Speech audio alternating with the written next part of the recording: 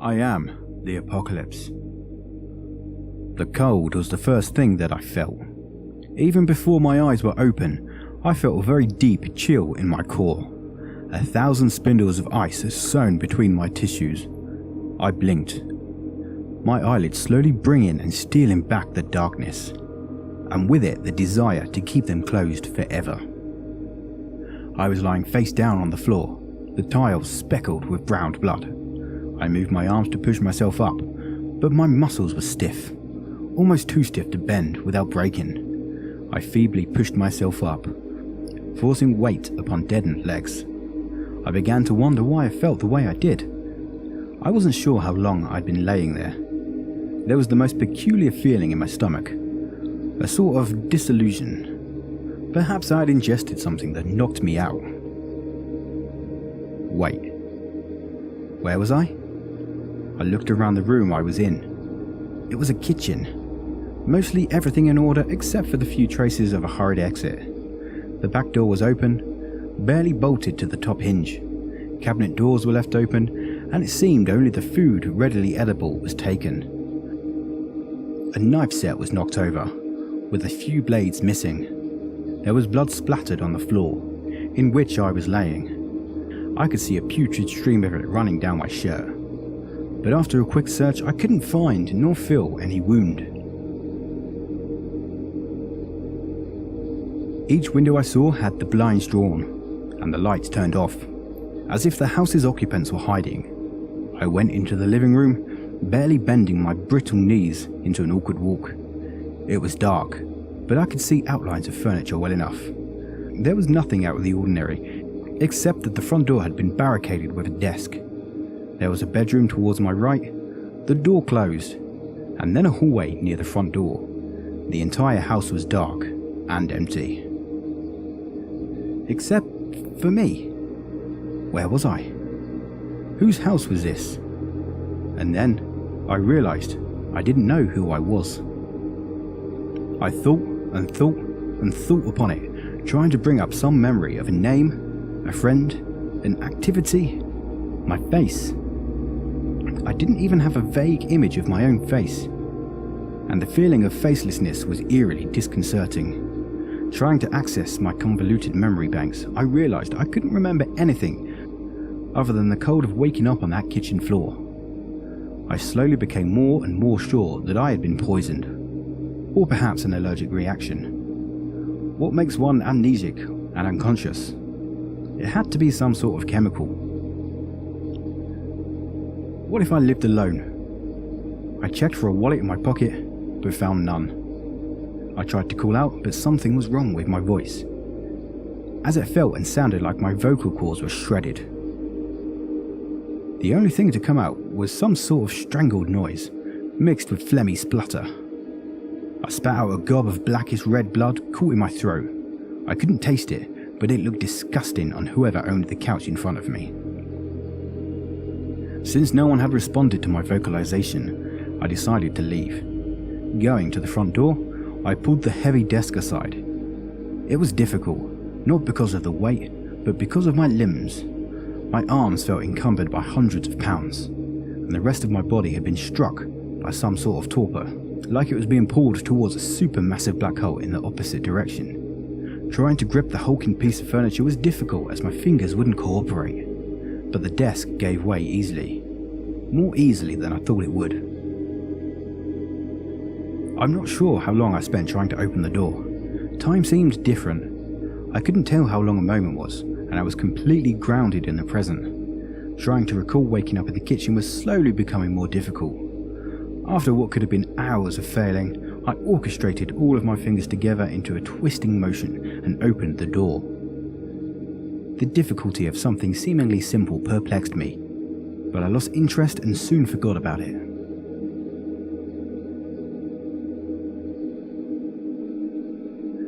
I have heard of concoctions that paralyze, but were there some that cause memory loss as well? I knew of the Haitian zombies that forgot themselves entirely and served whatever voice they heard after they resurrected, but there was no voice to command me. My experience wasn't quite as dramatic.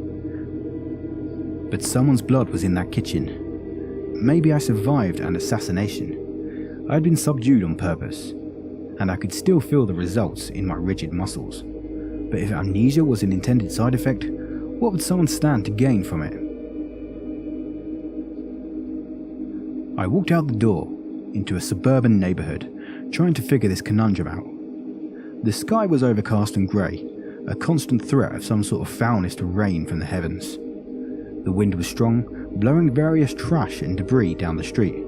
I could see black smoke on the horizon, rising up to coalesce with the dark clouds.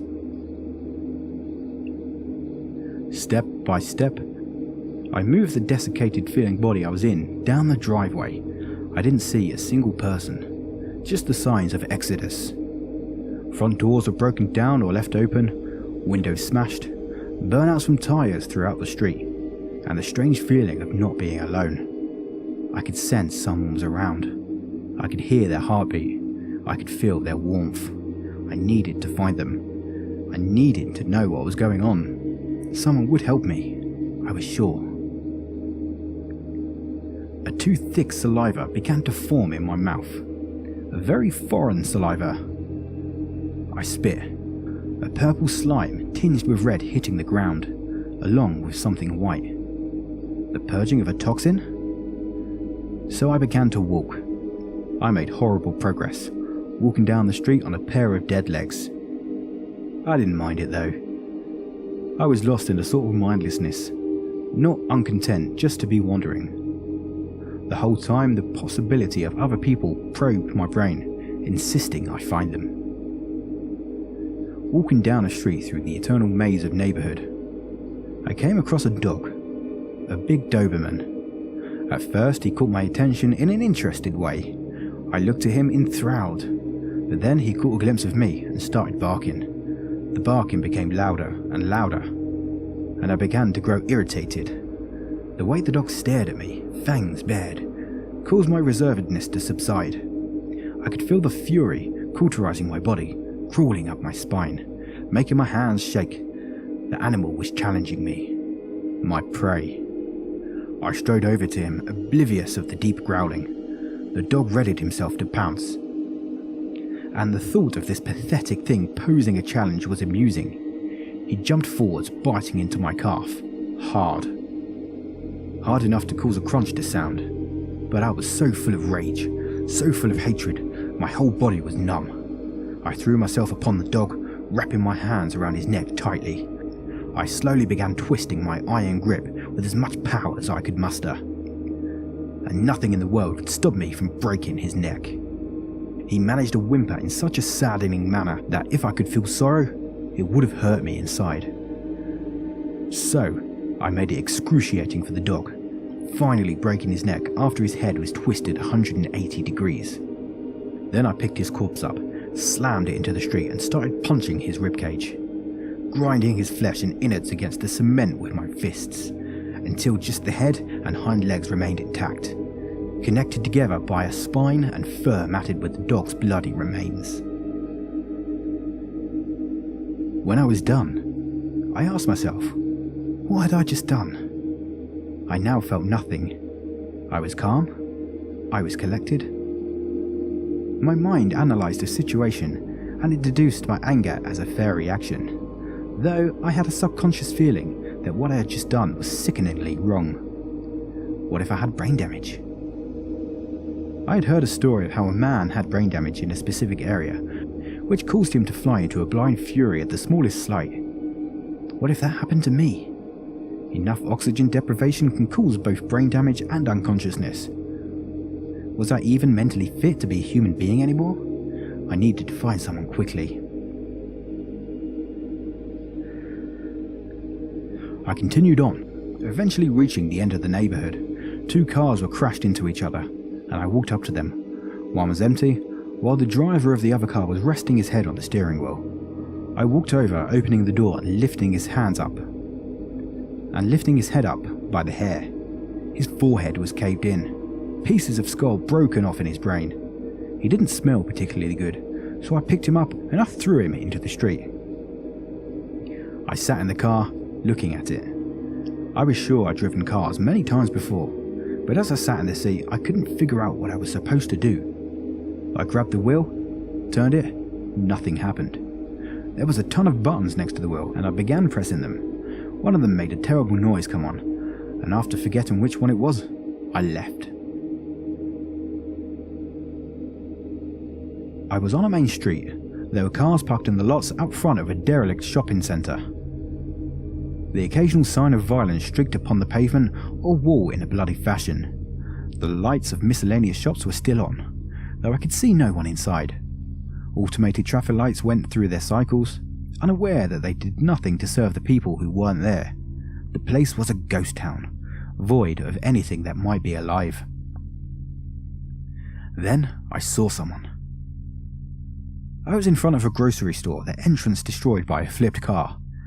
The person I saw appeared to be a man. He limped, and it seemed like every time he put weight on his right leg, it would almost snap out from underneath him. He was making his way to the apartment complex from the other side of the street. I tried yelling out to him, but all I could make was a groan. He continued on the complex grounds, and I decided to follow him. When I passed the surrounding fence, however, I saw a group of people running up a flight of stairs into an apartment. One of them was holding a gun towards the man trying to follow, who seemed to beseech something of them by holding his arms out. From the looks of it, he needed medical aid. And then they shot him. I immediately took cover behind the fence, peeking around the corner. The last person to go in was a woman, who made the strangest feeling rise in my chest. I took a look at her as she stared at the corpse of the man her friend just shot. She couldn't see me, however, and went inside. There was something peculiar about her. She contorted my chapped lips into a goofy semi-grin. I had a feeling like I knew her, like I needed to know her again.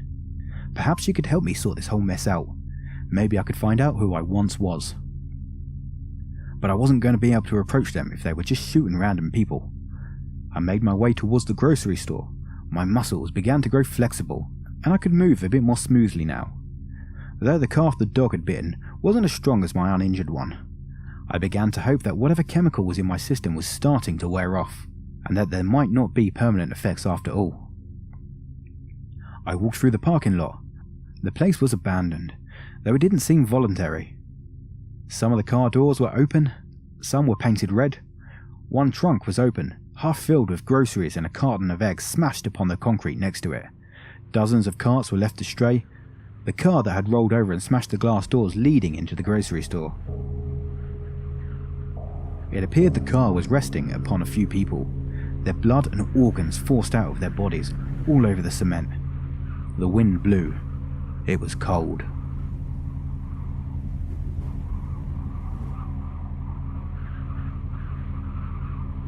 I got to the dumpster behind the store, and I opened it up. I grabbed a piece of cardboard, and underneath was a small child. Face gnawed until it was unrecognizable. I could see the bone of the nose, though the cartilage was gone.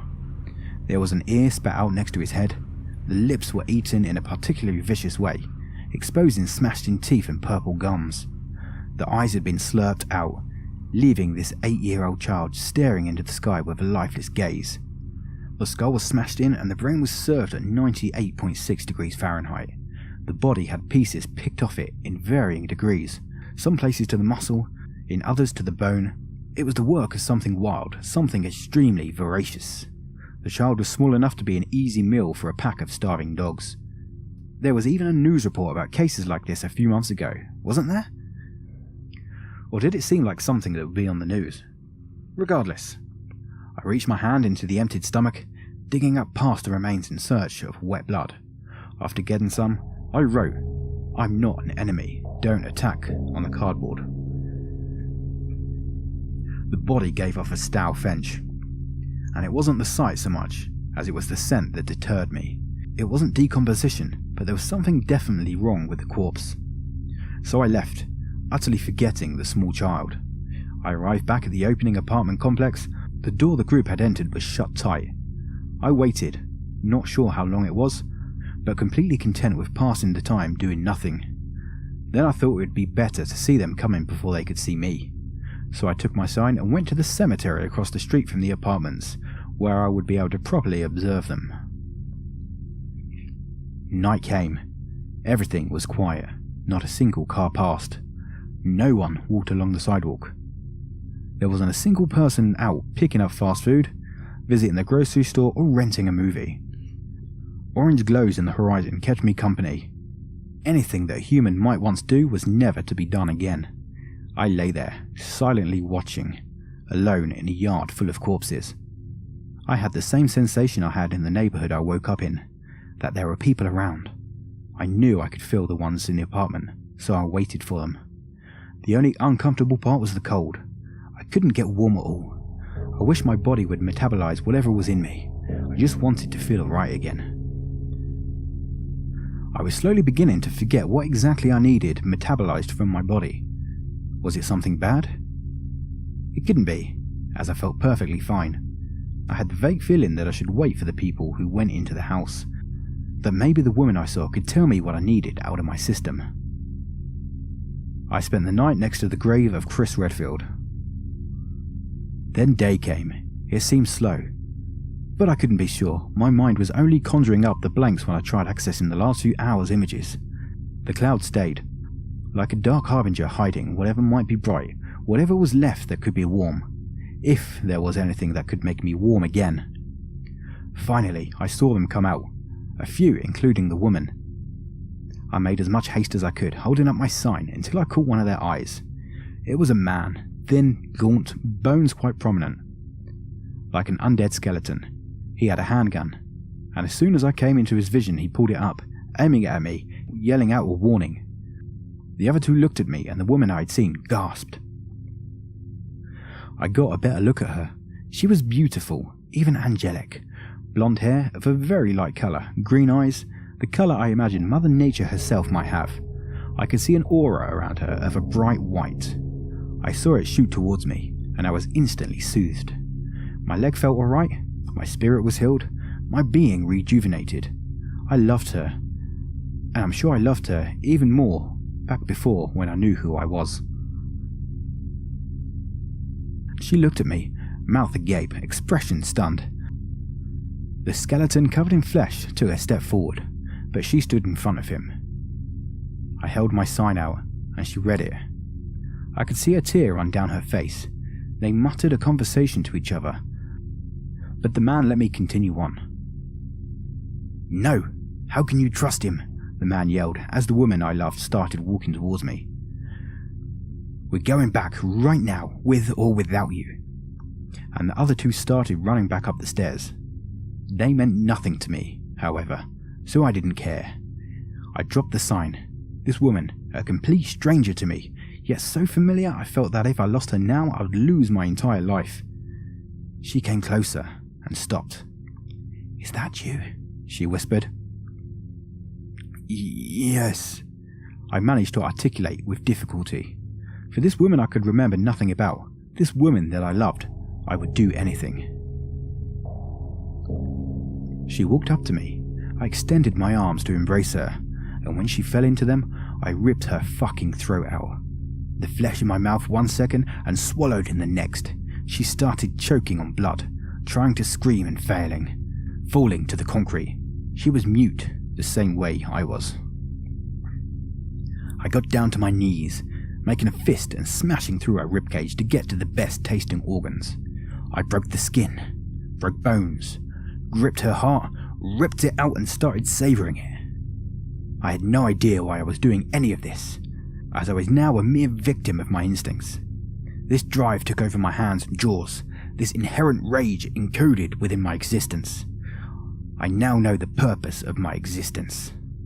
The only thing I loved right now was the way her flesh tasted, the first thing I had been able to taste in so long. It had the perfect texture, the right amount of chewiness, and the blood was a perfect complement.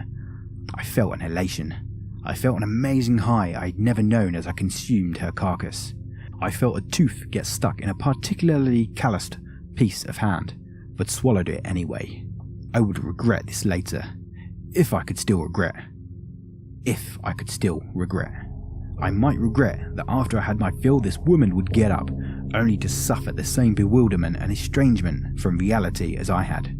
I might regret that I was purposely going to let her reanimate, so she could infect others. I might regret the deaths of 2 others she would eat. I might regret letting the corpses of children be thrown into dumpsters after her victims did their part and spread the disease. If I could still regret. If I even cared to regret. I might regret succumbing to the results of my twist of fate. I am now the plague bearer. I am now the one I used to despise in horror movies. I am the downfall of my former race. I am the apocalypse. And then I began to feast.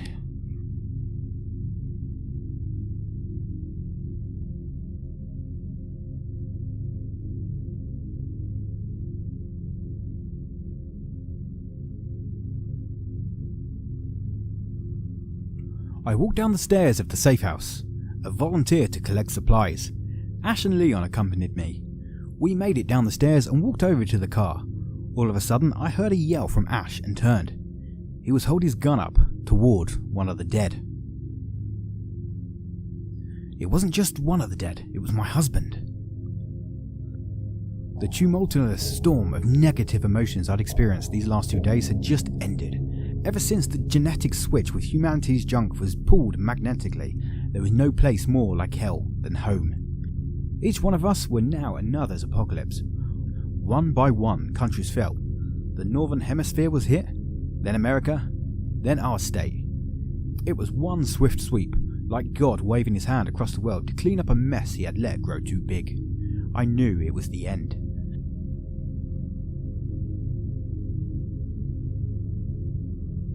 The beginning of that end started when one of the undead broke into our home and bit my husband in the back of the neck. Life became meaningless. Until this moment, now he was back from the dead. Not completely, but close enough. My reason to stay alive was resurrected in the form of this corpse in front of me. I could see past the glaze in his eyes that he could remember me, that he had been searching for me. He stared at me, the way he used to stare before he would tell me he loved me. Ash stepped forward. I quickly stepped in front of him. I read the sign my husband had made, painted in some sort of red, which said, I am me. Duet attack. His spelling was never very good anyways, but this meant he was still cognitively functioning. And even though he was a shambling corpse with a shin bone piercing through his calf, I still loved him. I tried to stop myself from crying.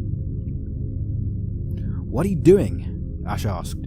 That's my husband, I told him. That's not your husband, he's a corpse, a zombie hungering for your flesh. He probably walked in from the same cemetery as the other cadaver. I'm going to talk to him. No! How can you trust him? But I had already started walking towards my husband. We're going back now, with or without you, I heard Ash yell. And then their footsteps up the stairs. I didn't need them though. The only person I needed was him, the man in front of me, the one with the dilated, newly pigmented pupils that were as ghostly as the full moon, the one with the blanched, sickly pallor whose jaw hung slightly slack and leaked a purple fluid. He was missing one of his front teeth, but with the bloody and rotting gums he had developed, it seemed like they'd all fall out soon anyhow. He was covered in dried blood, and smelled of decomposition, but death was the final barrier, and he had broken it. Now we could be together forever. I stopped in front of him. Is that you? I asked. Yes, he rasped, like his vocal cords had been cut with a scalpel, then sewn back in by a high school special ed student with a cleft hand. I walked up, he opened his arms, and he embraced me. The cold was the first thing I felt. Such an overwhelming cold. I opened my eyes with difficulty. I was staring up at the sky, massive clouds, dark and menacing, creating an eerie, otherworldly sensation, as if I was in some reality that never existed until this moment. With as much strength as I could muster, I tried moving. My muscles were stiff, and bending them was almost impossible. I finally got up though. I took a look around. I was in the parking lot of what looked like an apartment complex. Where was this? Where was I? Wait a second. Who was I? I began to try and recall something. Anything from my memory. Nothing came up. I tried calling out, but the only noise I made was a strange gurgling. as if my throat were full of liquid. Then I looked down. There was a corpse next to me, laying face up. I had the strangest feeling this man was important, that I had known him. He was missing a tooth, covered in blood, and obviously killed by a bullet to the head. He gave me a very peculiar feeling, and anyone who could feel sorrow would have been saddened by this man's condition. So I started walking away. I had an instinctive feeling that there were people nearby. Though where, I wasn't sure, but I needed to find people. They would help me, I was sure.